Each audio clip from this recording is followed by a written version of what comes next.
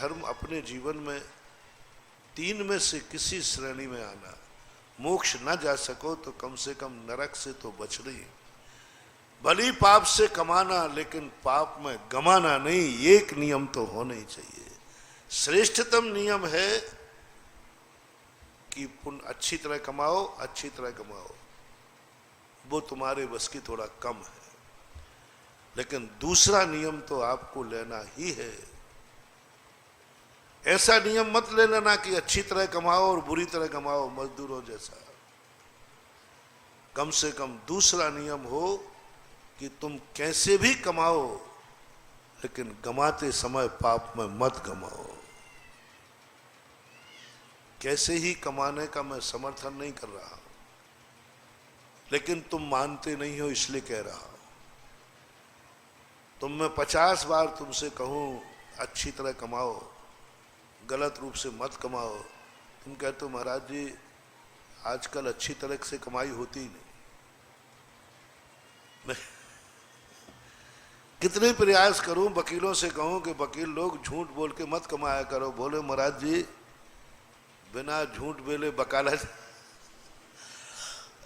चलती नहीं। व्यापारी से कहो तो व्यापारी कहता, मैंने कि भाई देखो ईमानदारी से जीएसटी मीएसटी की चोरी मत किया करो, बोले महाराज जी आप चुप रहो तो ही अच्छा है। बिना दो बही खाते बनते हैं, एक तो ओरिजिनल और एक ऑडिट करने पेश करने वाला, वो अलग ढंग का बनता है, बिल्कुल अलग। व्यापारी से कहूं तो वो भी कहता है कि महाराज बेईमानी के बिना व्यापार नहीं कर पाएंगे। सरकार की इतनी दुर्नीतियां हैं कि उनकी नीतियों के सामने हमें बेईमानी करना ही पड़ेगी, क्योंकि इतना ज्यादा है, हम करें क्या। एक नौकरी वाले से कहो तो वो भी यही कह रहा है कि महाराज क्या होता है नौकरी से, हमें ऊपर की कमाई लेना ही पड़ेगा। यानी चारों तरफ हर व्यक्ति से देखना, मैं कहूं तुम ईमानदारी से जीना सीखो, ईमानदारी से कमाना, कभी झूठ मत बोलना, हिंसा आदि मत करना, मायाचारी मत करना और कमाई करना। जितने लोग बैठे हैं इनमें से शायद ये नियम कोई भी नहीं लेगा,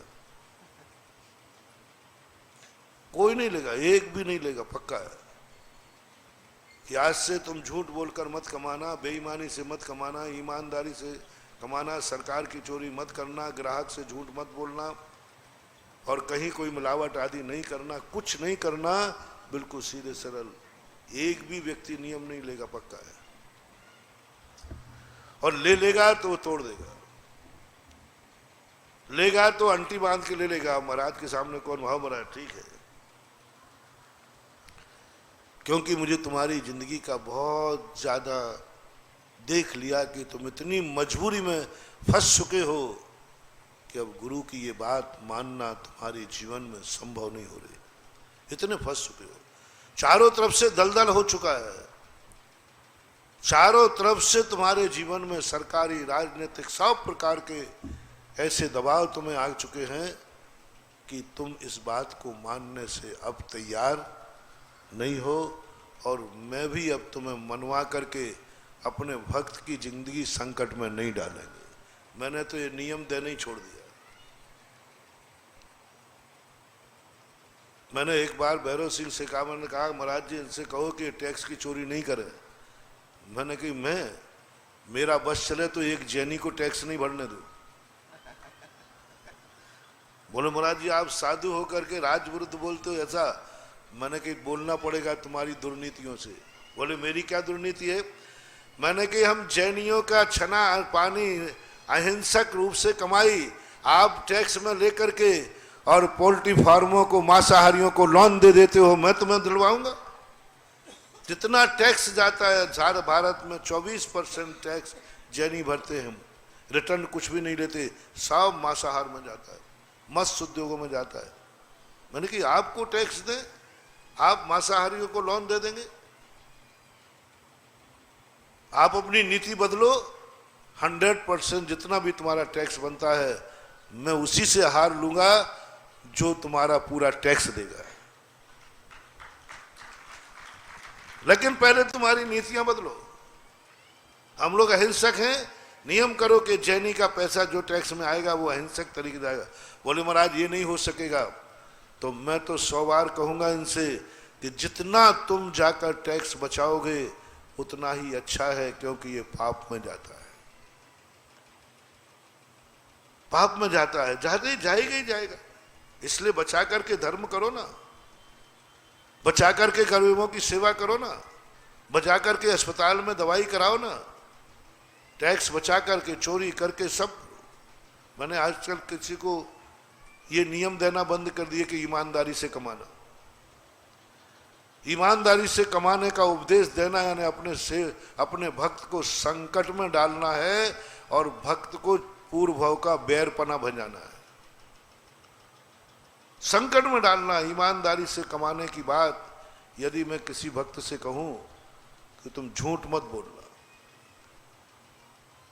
ये बहुत बड़ा आत्मघाती जस्ता है, आत्मघाती उपदेश है भक्त का घात करने का।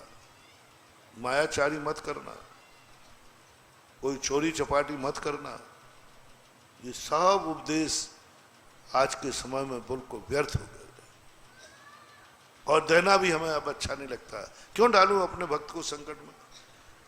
बस अब एक उपदेश बचा है, वो तुम देखो। आज मैं तुम्हारे पक्ष में बोल रहा हूं,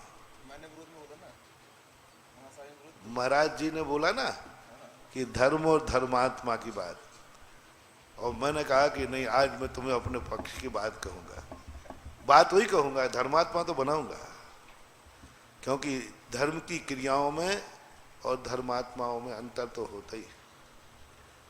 लेकिन आज तुम्हें एक बात का एक पक्ष तुम्हारा हो गया, तुम्हें मैंने क्या छूट दे दी? बहुत बड़ी रिस्क ले रहा हूं। भगवान भी जवाब मांगेंगे तो शायद मुझे बगलें झांकना पड़ेगा कि तू अपने भक्तों को झूठ बोलने की छूट दे आया, माया चढ़ने की छूट दे दिया।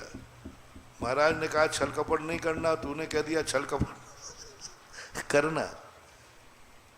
अब मुझे तुम्हें बचाना है। एक बात पर मैं बच सकता हूं, एक नियम आप ले लो कि मैं जो भी ऐसे धन आदि कमाऊंगा कभी पाप कार्य में नहीं लगाऊंगा। बस मोक्ष नहीं भेज रहा हूं, मैंने पहले ही कह दिया, उत्थित अवस्थित। कम से कम कमाने में तुम पापी होते हो तो गमाने में क्यों पापी होते हो? गमाने में तो सरकार की पाबंदी नहीं है, गमाने में तो कोई प्रकार की परेशानी नहीं है। वो तो सरकार तो नहीं कहती है कि तुम गुटखा खाओ, सरकार तो नहीं कहती है शराब पियो, सरकार तो नहीं कहती है कि तुम ऐसो आराम करने जाओ, सरकार तो नहीं कहती है तुम बारातों में बोतलें खोलो, सरकार तो नहीं कहती है कि तुम अनैतिक कार्य करो, इसमें तो पाबंदी नहीं है। वहां तो तुमने पाबंदी बता दी मेरे लिए कि महाराज नहीं हो पाएगा ये नियम। आजकल नीतियां बहुत बुरी है, आजकल नीतियों के हैं कि मैं झूठ बोले बिना नहीं जिंदगी जी पाऊंगा।